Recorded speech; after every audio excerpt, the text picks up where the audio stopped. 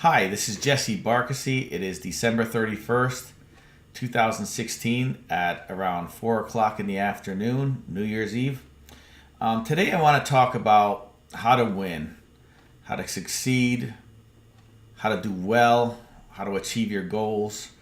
I want to lump them all together in the same group. Okay, so we can be broad with this. And I want to do it by giving a story about my son Christopher and his experience with baseball. So I'm going to go years before even Christopher was born, just a little bit about me. I was always wanted to do martial arts since I was around 5 or 6 years old. I think it's because I saw this one guy, they said he was a black belt, and he just looked full of energy. He was wearing a nice suit. He would walk fast and smile, and I don't know, just made an impression on me for whatever reason. So I started to take martial arts when I was around 12 years old. My father wanted me to pay for it, maybe because it was expensive, or maybe just because he wanted me to see some value in it. So a little bit before that, when I was around 10 years old, I went to the Police Athletic League, where they taught us how to train and weight lift and exercise safely. And I went there a few years. And I started getting better at sports. I wasn't very good at sports. When I started doing martial arts, it really hit me that practicing made you better. And as a kid, I just didn't know, just didn't think. You think sometimes people are better at things than you are just because they're better. And the realization started to come that all the practice that they did made them better. I remember I wanted to ice skate really well, and my friends could ice skate better than me. And then I went over their house. Well, they have an ice skating rink in their backyard. Their father had dug out and filled with water for the winter time that they were able to practice a lot on. They played hockey. They did this, that. So I was never, as good as them at ice skating. So when I started martial arts at 12 years old, I really got into it hard. I'd practice about 5 days a week for 2 hours a day. I'd come home and work out another 2 or 3 hours. Maybe I overdid it sometime, but in any case, I got very good.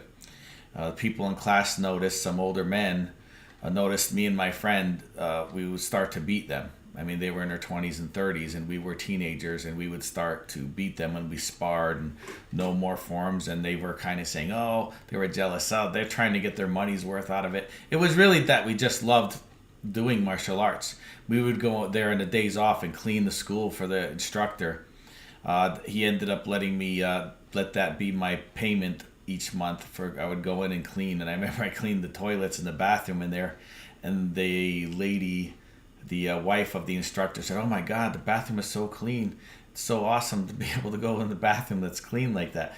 And so I took some pride in cleaning the whole. I still remember in the whole martial arts school, the room, and I remember the smell of spick and span, and there are some the music's playing. I remember hearing when I was cleaning and dusting my instructor's trophies. But anyway, so through those years, a lot of practice, I started to win a lot of tournaments. In New England, I beat some of the top people who were rated. Now, I wasn't really rated because I never went to as many tournaments as the people who were rated. You had to go to a lot to accumulate points. But I did beat some very popular and even the number one rated martial artists at the time. And I went to school, to college, and I remember running up and down 8 flights of stairs 12 times. So there was 6 floors, then there was a bottom floor added to that, then a basement. So I'd go from the basement to the top. And I remember one time doing that 12 times, which is the equivalent of 8 times 12, which is 8, 16, 8, 96 floors. So I basically ran 96 floors on my own, up and down. The thing is that I ran down too, so you can really, it's much harder than just going up 96 floors. It's like going up each floor and down, and then doing it again. So it's more than 96 floors. That's how in shape I was, and I felt great. So in any case, realization started to come to me, and my son Christopher started to do baseball. So I worked for the Nasdaq. I worked for the Nasdaq stock market for 11 years. It was one of the fastest growing stock markets in the world. Then they started to have some layoffs. I decided to leave when my son was born, Christopher. I left a few months after he was born, and it was November, I think, 2004.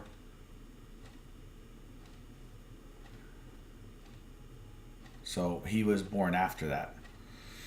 Um, yeah, okay. I'm having, let me see, November, December, January, February, March. Yeah, he was born, and then I left the NASDAQ stock market. So what happened is for 12 years now, it's almost 13, I've been on my own. My wife works, helps with the bills, but pretty much we've been okay. I have had ups and downs and, had a couple temp jobs, but pretty much we've been okay. But what happened is my son started to like baseball. Daddy, baseball at 3 years old. So what happened is we would do baseball and he would do kind of well and then kind of not. So at 4 years old, he started the T-ball. I think he did that 4, 5, and 6 years old even, or 4 and 5 years old. And he would be good at some things and not at the other. And whenever I saw that he was good at something, we'd work on it. Or when he was having trouble with something, we'd work on it. So he'd have trouble throwing. I throw with him for a half hour a day, 45 minutes, until a few weeks went by and he was good at it. And this happened over years and years and years. So when Christopher became 9 years old, he was pretty good. But I didn't really realize it. I had other parents who were really into baseball who knew it much better than me, and they had older sons in it, coming up to me and saying, "Wow, Christopher's like really good at baseball." I'm like, "Yeah, really? No, he's like the best in the league for his age."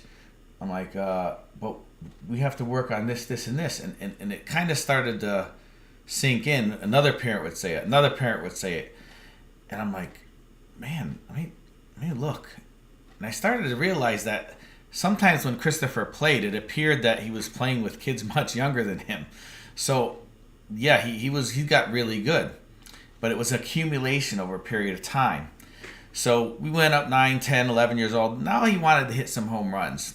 There comes the age where people start to hit that, the kids start to hit it, and he just wasn't happening. He wanted to hit harder, so forth. So I got to backtrack a little. When he was 10, he wanted to start hitting harder towards the fence. So what I did is I went and bought a thing called the swing away and had Christopher hit this swing away to get himself stronger, because he was smaller than most of the kids on his team and everything. So the first year, I think he was 10 years old, I believe that's when we started. Him and his little brother Jack hit downstairs, and Christopher hit approximately close to 6,000 hits on the swing away. I had him do lefty righty so his back wouldn't get hurt or his arms. Now that sounds like a lot, but it's really not. You do 40, 50 a day. Once in a while he did 200. He really shouldn't have. But he did mostly 40, 50 a day, skip a day here and there, and it adds up. It adds up. He did like 5,800 swings. I think he did more like 6,000. Next year comes, he's 10. He's still 10, and he doesn't hit a home run. He hits plenty to the fence, just doesn't get the home run. So we're playing, and they're putting him in great positions because his fielding is superior. And what happened is he strained his Tommy John ligament. So we slowed things way down, just stopped. I didn't want him to get injured, so we slowed everything down. And when his arm healed up a bit, he did approximately 2,000 swings on the swing away. So now he's in his year 11-year-old baseball. And a couple of his friends hit a home run. They had, newer bats and all this, these fancier ones. And Christopher is hitting to the fence. He's hitting hard. He's doing really great plays. He's doing fantastic. Yet he's upset and sad that he's not hitting home runs like his friends, at least one. So me being the father, I want to see his first home run. I'm making every game, and I, I finally told him. I said, Christopher, you did the work. You've hit the swing away. You're stronger. You're hitting hard hits. Okay, you're doing fantastic. Just, I don't know, say a prayer to God that you want to hit a home run. That's like a thing that you want. So we did, and listening to like Joel Osteen, and he's very positive and encouraging. And I said, just ask God, like Joel says. So day comes and he has a 12-year-old guy pitching to him, 12-year-old kid. My son's 11, and bam, hits his first home run. So like, fantastic, Chris. He was so happy. He just finally got it. It was on a pretty big field too, and against a 12-year-old pitcher. And of course, we got to give kudos to the pitcher. The pitch has to be good to hit a home run. Okay, so next day I decided to go to work. I had to drive to New York, Brooklyn, and then Queens, I think. So on my way, I'm telling my younger son, have another parent watch him, and can you watch Christopher? Maybe videotape some of the games for me or something. My son Jack, and so I'll go to New York. And on my way to New York, my son Jack calls maybe an hour into the ride, says, Dad, Christopher hit another home run. I'm like, fantastic. Oh, that's awesome. I saw his first one. Disappointed I didn't see the second one, but hey, that's fantastic. Dropped the people off. I was taking care of some business there on my way to Brooklyn. And it was either on my way to Queens or on my way home that my son Jack called me again and said, Dad, Christopher just hit another home run.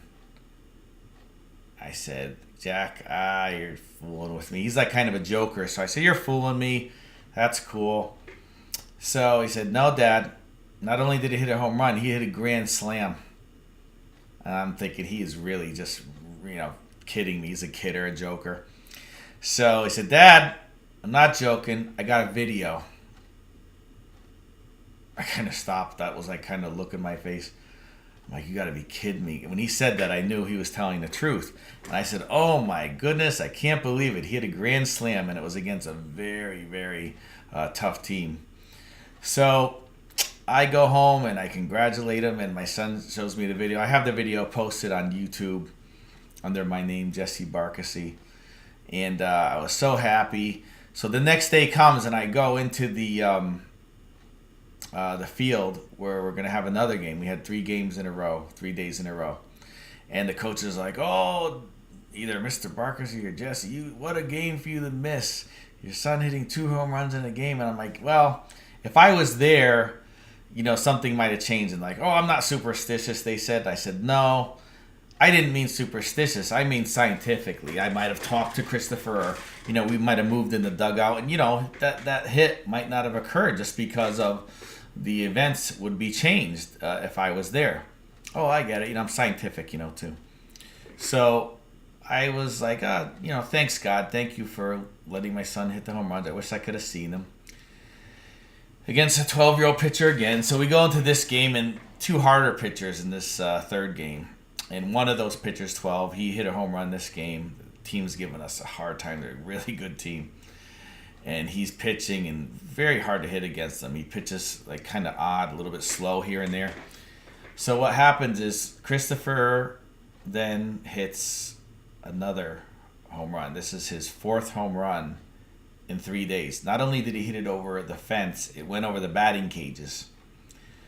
So I'm like, you gotta be kidding me. And people were clapping, but at this point, a lot of people who've seen him in the last 3 days are kind of silent, like, what is going on? It was almost like spiritual.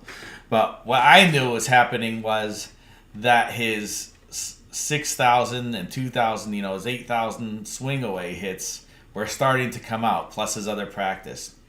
So we're going through the game, and they put a real elite pitcher. This kid pitches phenomenal. And not thinking, though, that when someone pitches phenomenal, if you hit it right, it could go better. The ball could sail further. And sure enough, Christopher gets up to bat, hits his 5th home run in 3 days. That's 5 home runs in three days.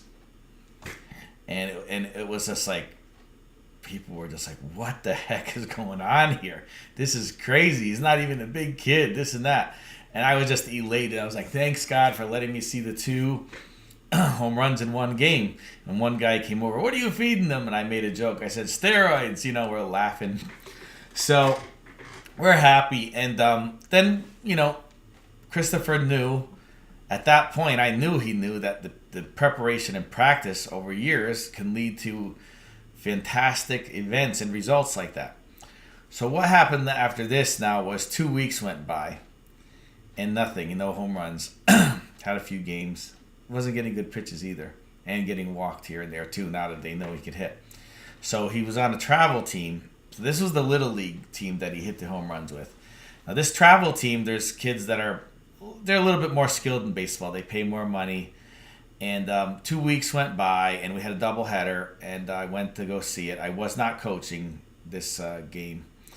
And the 2 weeks went by, and he had the first game, and Christopher wasn't even swinging at third strikes. I mean, I was aggravated, and he wanted to go to some party with his friends, a swim party.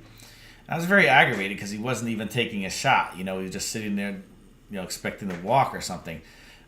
Maybe he was just out of it or tired in the morning. I'm not sure. But in any case, I decided to wake him up. I said, you know what? I don't think you're going to the swim party if you don't start swinging the bat. I said, I don't know why we did this work for this many years. And I took off. I took my other son to Walmart. And I see him with Christopher. I was like, oh my God, Dad's, mad a little bit. And I was a little aggravated. I just want him to take a swing. I don't care if he strikes out, but I want him to swing. So I take my younger son to Walmart, got him something quick to eat, and on the way back, my younger son goes, Dad, what if Christopher hits another home run? I said, Jack, he hit 5 home runs in 3 days this year. That's a lot for someone who still has another year of Little League. I said, that would be great. He goes, Dad, what if he hits a grand slam? I said, Jack, I'll give you and Christopher a lot of money. I was thinking like $20 each or something, a lot for them. So we go back, and we're going back to the field, and I realized that we kind of got back a little late. The game had already started, and Christopher was 4th or 5th up at bat. I go and drive up, and I see Christopher's up at bat. So instead of parking to the left, I just pulled over right next to the field, left the car running, put it in park, and I wanted to see what was happening. So I go, and I see Christopher has his older bat. It's smaller, but he uses it so that if the pitcher is faster, he can get it around quicker. But generally, it doesn't hit as far as his newer bats, a little heavier and newer. So I'm like, okay, got a smaller bat. And I look around the bases are loaded. So then I look at my son in the car. I'm like, you gotta be kidding me. Thinking, he maybe predicted, but I'm like, nah, there's no way. Sure enough, after a couple pitches, Christopher, and this is a bigger field too. It's a field that's bigger for the travel team. I think it's more than 200 feet, maybe 225 or so. And he hits his second grand slam. And I was like, thank you, God. You let me see a grand slam. You let me see him hit 2 hits and 2 home runs in one game. What more can I ask for?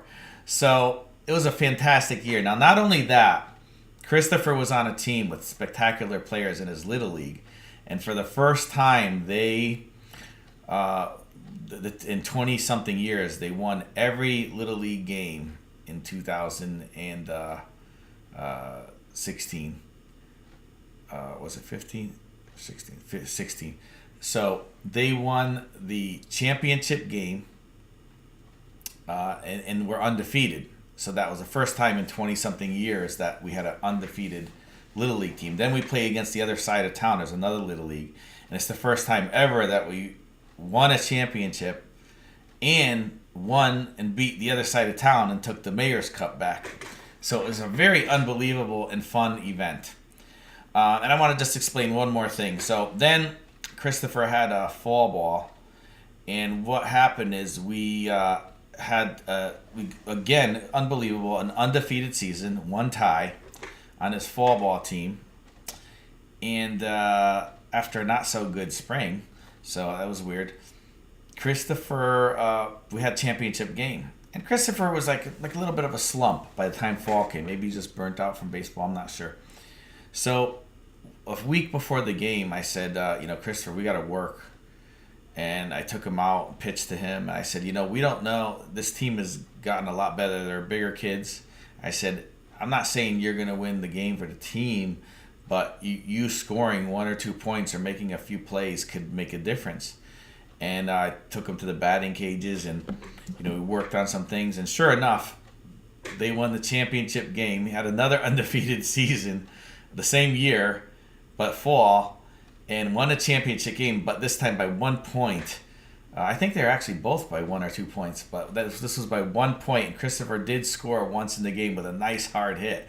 And, I kind of snapped him out of his little hitting slump by pitching to him before the game and the day before.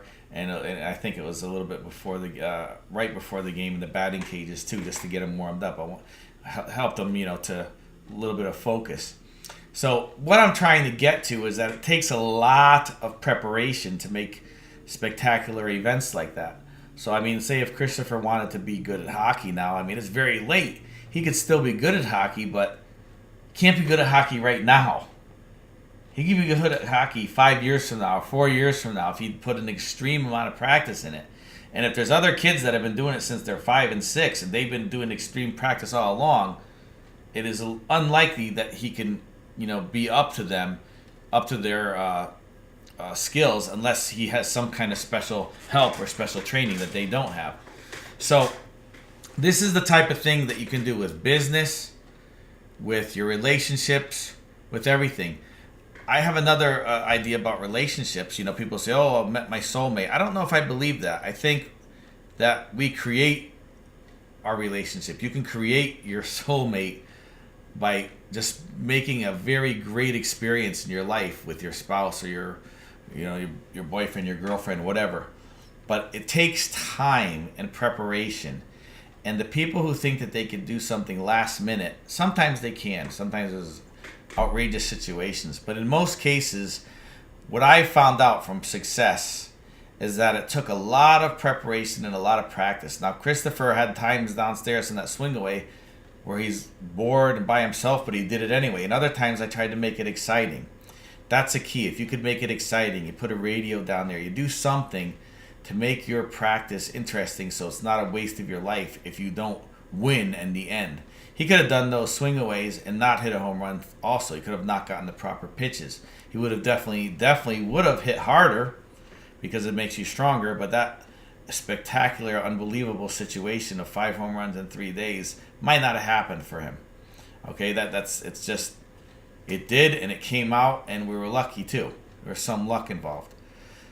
But I think he enjoyed going down there and swinging with his brother. And me watching him, I think he felt proud that I seen him working out. So this is the type of thing, that's a story I want to say. And he also was performing for an audience. So I think he brought joy to the other parents and families, even if they were on the other team. I remember the father of the kid who's a really good pitcher. He went, "What are you doing?" when he pitched Christopher his home run. And I'm like, I was thinking in my head, what your son just did? He threw a damn good pitch. He threw a great pitch. Without that, Christopher wouldn't have hit a home run. So I feel like telling him that again. That I might have told him already, but I want to tell him again. I want to say, Christopher hit a pitch against your son. He hit a home run. But without your son, he wouldn't have done it. Because there's nobody that could have pitched it that fast, that accurately, where we could have hit it. And in most cases, your son was right. Most kids would have missed that pitch. So, it's back and forth, and you got to think through things. But I hope this helps. I hope this helps you break out of, figuring something to do in your life, whether it's with a job or with, your own business or your own hobby or your relationship.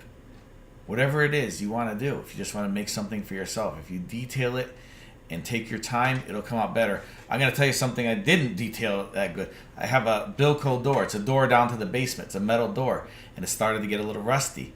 So I waited till the last minute. It was going to get cold, and I wouldn't be able to paint it. So I had to sand all the rust off it, and I got some paint and painted it, and it's not a great job. It's protected for the winter, but I'm not happy with the job I did on it.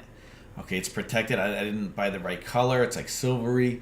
I wanted it to be more gray. I don't like the way it looks. It's not that bad, but it's an example of doing something in a hurry versus doing something and taking your time. Okay? If you think you can't accomplish something, let me tell you something. draw an eyeball or a hand or a tree and do it in a minute. And there's artists who are experts who have practiced over years who can do it. But for you, spend 1 minute drawing it, then spend 1 hour drawing it, then spend 1 week and 1 month. And you'll see that you can draw a very intricate tree or hand or eye or whatever you want to draw, a car, if you take your time. And that's, how it works. Now, over time, as you practice doing things in detail, you'll get faster and faster at it. You have these unbelievable artists doing things, making unbelievable art, paintings or whatever, and they do it quickly. It's because they've had practice over years and years and years of doing it. And in martial arts, I would teach a class, and then I would spar someone, and they'd say, "Oh my God, you're so fast." And I was fast, but then sometimes I wasn't fast as someone, but I was able to anticipate what move they were going to do next. I was able to spot it because I had to watch the students that I taught. I had to watch their toe, their foot, way it moved, which way they were going, and fix it when they did their forms. I had to watch 10 of them, 20 of them. So when I'm sparring with one person, it's very easy to see when he shifts his foot, he shifts his weight. I remember one guy I was sparring, he was very fast. I think he was faster than me at that time. And I was beating him. I got like 4-0, and he got desperate. I saw it in his eyes. I anticipated he was going to charge me hard and fast as he could. What I did is I just dropped down into a push-up position, and he was so furious and so intense on just charging me and just at least getting 1 point against me. He ran himself right over me, tripped into the wall. I anticipated because I just, over time, over like 10 and 12 years of practice, it.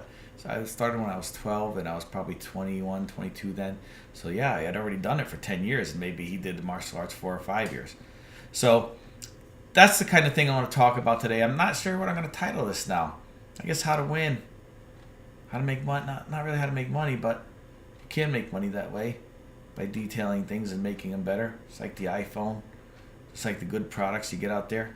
Like a Rolls Royce or a Bentley or a Lamborghini. People will pay more. So thank you very much. Have a great day. Have a great new year, a great new decade, and a great new century. Have any questions, feel free to contact me. I plan on doing some speaking engagements soon. So stay tuned. This is a new year coming up, and new things coming. Thank you very much for your time and listening to this video. Have a great night, great day, whatever you're doing. Great week, great year, great decade, great century. Have a good one. Be good to each other. Bye.